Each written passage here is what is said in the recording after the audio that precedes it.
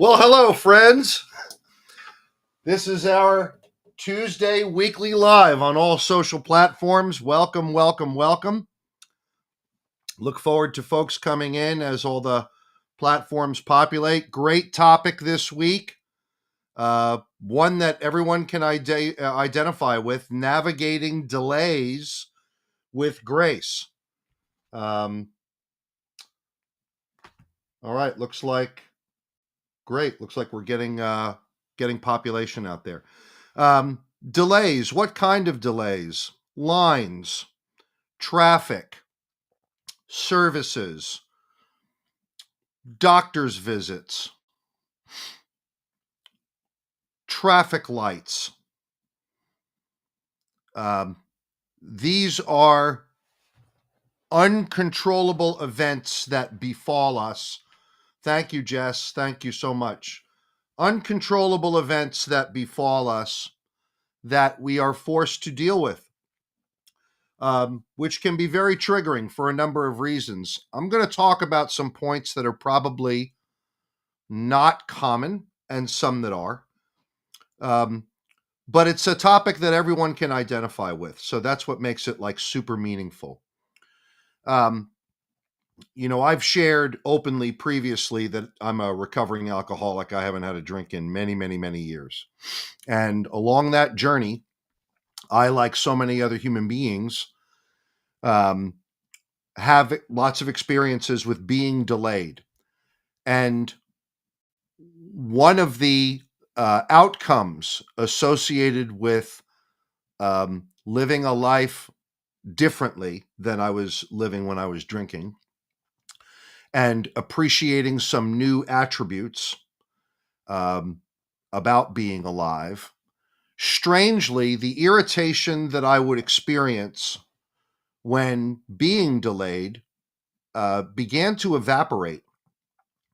What were some of the things that I would credit that change to? Well, when people show me mercy and patience in my life experience, when I have been extended to some degree, understanding notwithstanding how I'm presenting, it became easier to emulate the qualities that I appreciated when I was, let's say, emotionally aroused. Having an appreciation of values that I didn't appreciate before. Yes, I'm delayed, but I'm grateful that I'm healthy, that I'm grateful that I have all of my faculties. I'm grateful that I have a family that loves me. These were things that in the profile, if you will, of people who come to recovery generally don't appreciate as much because the addiction prioritizes self over everyone else. So I would just simply say, as an outcome of the recovery process, I began to observe the decreasing concern I would have with being delayed and a willingness to do things that accounted for potential delay, so that if I experienced forces beyond my control, I had already built into my system that I could accommodate them. But let's talk a little bit about what delays can do to the human psyche and to the nervous system. We know from the research that blocking a goal or violating an expectation instigates the anger response.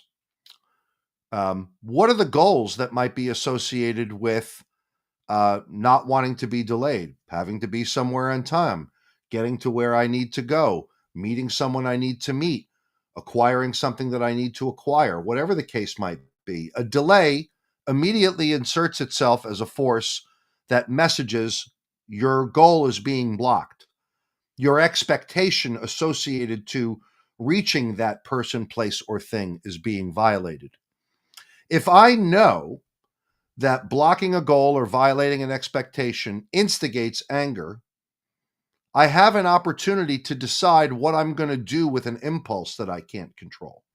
And for what it's worth, we have already established that forces beyond the control of human beings are a source of anger. Can be.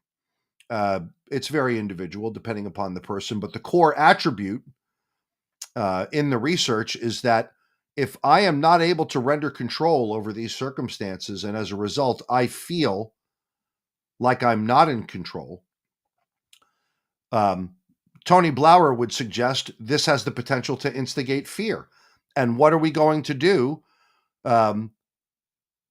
when the arousal comes up? He would define it as if danger is close, this is what I'm going to do with the fear. If danger is not so close, I have an opportunity to lean into the duress path. What's that? The responsibility that I have to myself to stay committed to remaining in as much diversity of thought and expression as I possibly can, because this will pass. Now, the argument can be made, Andy, that all sounds cliche. How does one do this? This is a journey. The business of navigating our own impulses is a lifelong enterprise. So the idea that Jedi status can be acquired in a workshop or a seminar or a webinar is not particularly realistic. Instead, what are practices that we can engage in that work for us as individuals to manage the nervous system impulses that come up when our senses perceive stimulation that result in an experience of a goal being blocked or an expectation being violated? Well, there are a whole host of things that can be done. Let's talk about a few of them.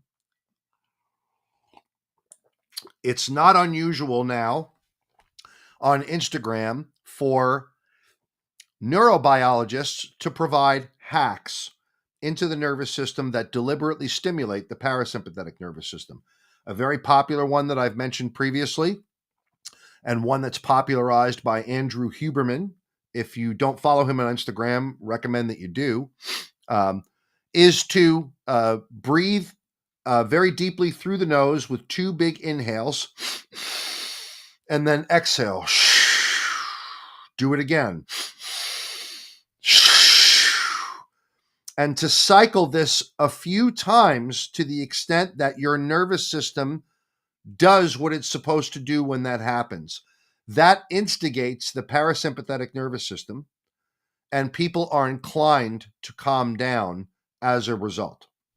Now, the challenge with an ongoing delay is that you're in the stimulation. It's something that's beyond your control and you're in it.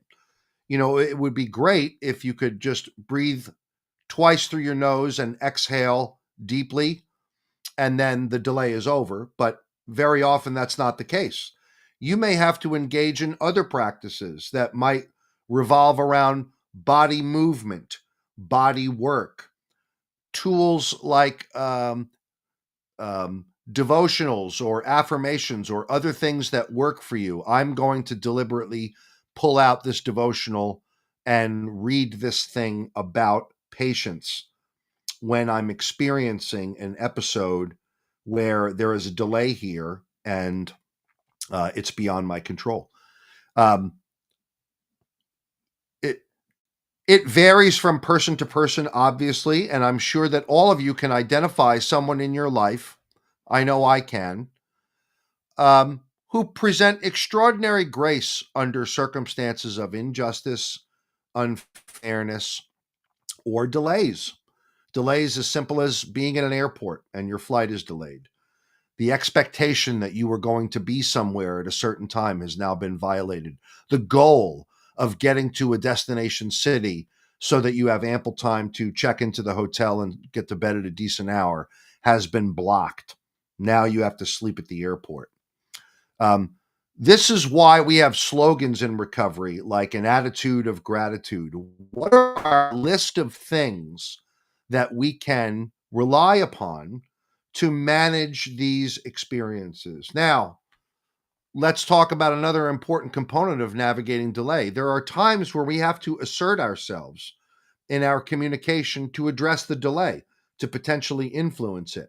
This is where things generally can get dicey because when people are experiencing the impulses of a goal is being blocked and an expectation is being violated, if they're not conscious of how they're going to engage the circumstances while experiencing those impulses, how do you think they're going to present if they have to talk to someone about it?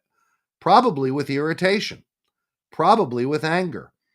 And what happens when we engage other people starting the interaction from that place?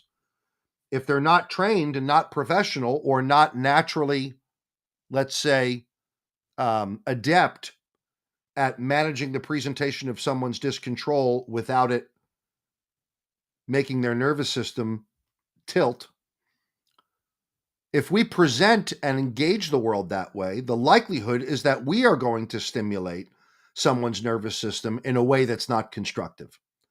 So if we have to engage another person about the delay, I'm not suggesting that you mask how it's making you feel. I am suggesting that you engage some kind of procedure to regulate what you're feeling because you have the foreknowledge that if you engage someone angry or irritated about this delay, I'm not influencing the situation optimally.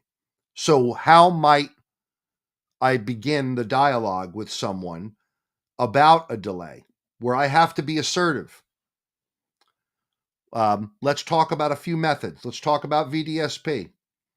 Hey, I'm observing that there's a long line here, and clearly it looks like it's going to be quite some time before services is brought to me or I'm able to get to this thing. Human beings have places to go and live on a schedule. Uh, is there any way that I can get further instructions on what I can do to move things along here? That way, I can feel like I'm um, doing something constructive in this situation, or is it your recommendation that I come back at a different time? If that's the case, it would be helpful to know that, and I could move on to the next task on my list. You don't have to agree with that, but that's a way of articulating that you're sharing with someone that you're making an observation that there's a line, that you're deferring to some kind of shared value. Human beings have places to go and schedules to do that on. And you're suggesting that you get further instructions on something that you can do possibly that's constructive. If they're provided, you'll be able to do that and maybe reduce the demand placed upon the person.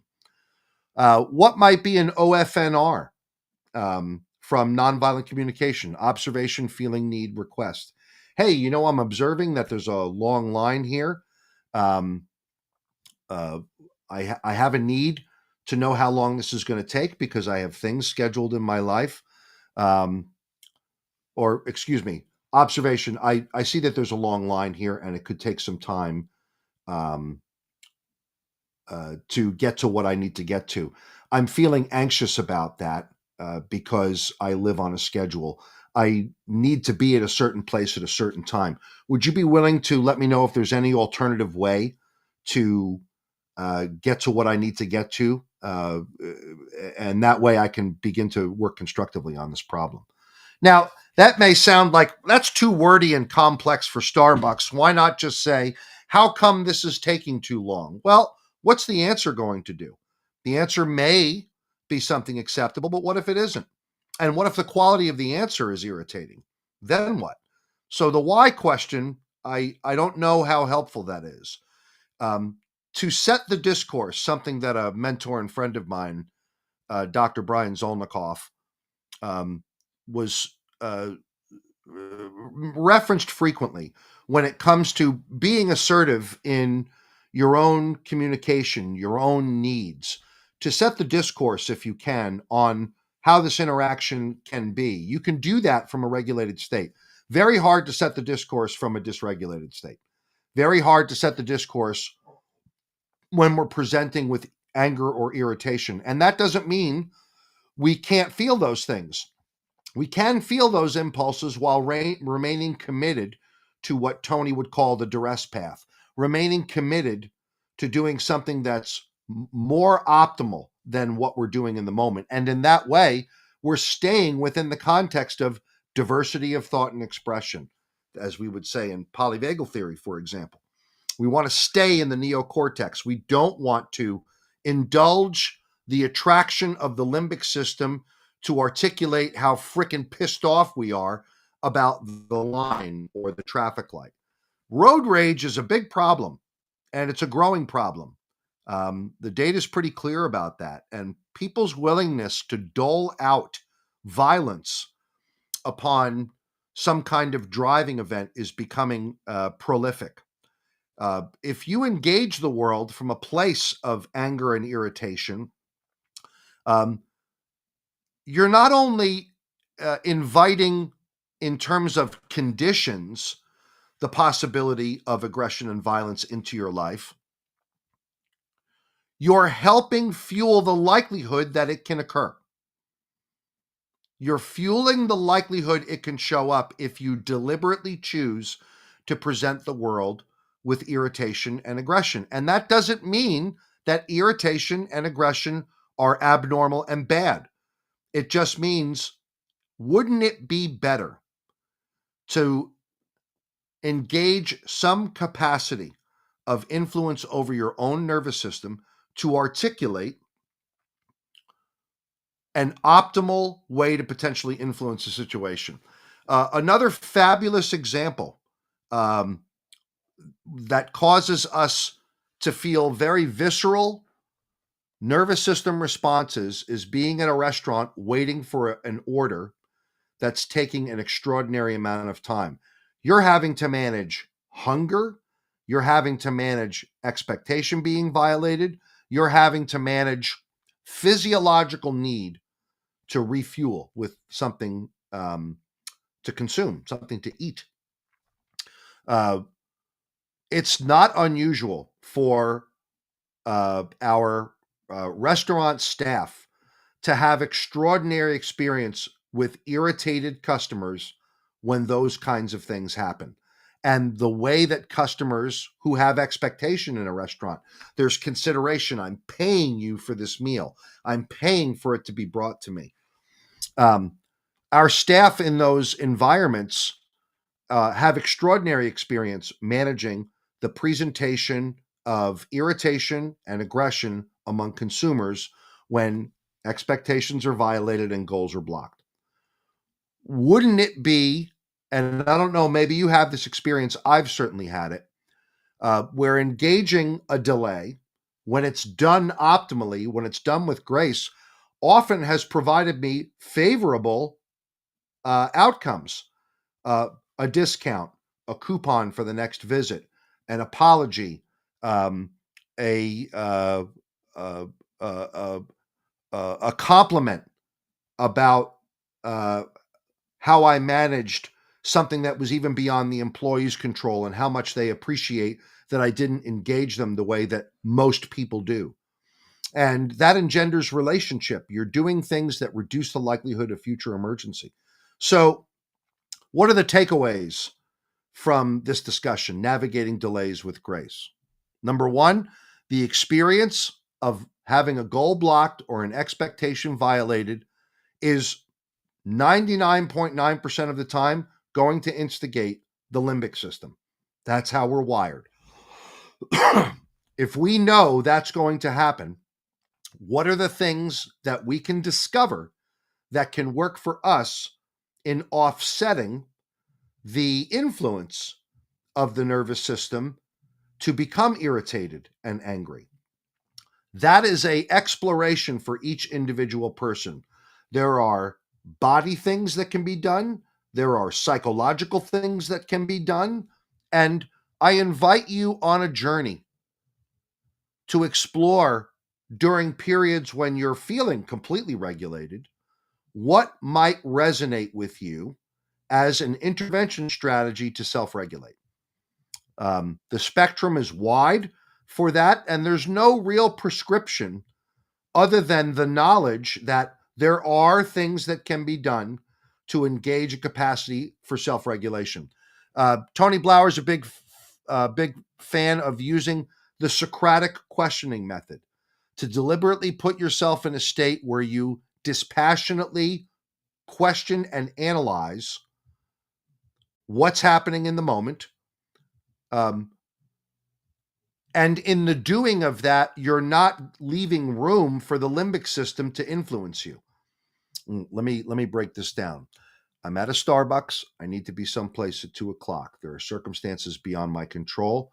I'm irritated. I'm probably going to be here for 15 minutes. I'm not going to gain any advantage in the world by carrying on about how frustrating it is. And it's even going to delay me further by taking the time to do that. I'm going to have to manage the frustration about not being able to get my coffee before being at this appointment, but I can get a cup of coffee immediately after. Let me go now. That might be a Socratic kind of approach to managing the situation in the moment and committing yourself to that kind of thinking. There are lots of books that can be read on the Socratic questioning method. It's almost like a risk management tool. The 5 whys, why? Why? And then when you get to the 5th one, generally the answer is revealed. So if you know the impulse is going to be there, if you know that it sets the stage for irritation, frustration, to explore the things that you can do. If you have to assert yourself in communication about the delay, to commit to an approach that optimizes the possibility of influence. What's the approach? Consider an approach like VDSP, where you're going to begin the interaction with some kind of validation that you're listening and observing or accurately reflecting what has been stated, or you're articulating the unverbalized and so on. You're going to defer to some kind of shared value. You're going to suggest a course of action and describe how it could potentially be of service. Or you can look at OFNR. You're going to make an observation, state how it makes you feel, state your need, make a request. I hope that this was helpful. I am generally speaking not waylaid by delays anymore. And that's probably come from a number of life experiences, but the big ones would be accepting things that are out of my control must be part of my program if I want to live a more peaceful, content existence. And to sit with, at times that I'm not experiencing irritation or frustration, the question, what are things that I can do when these impulses in me show up?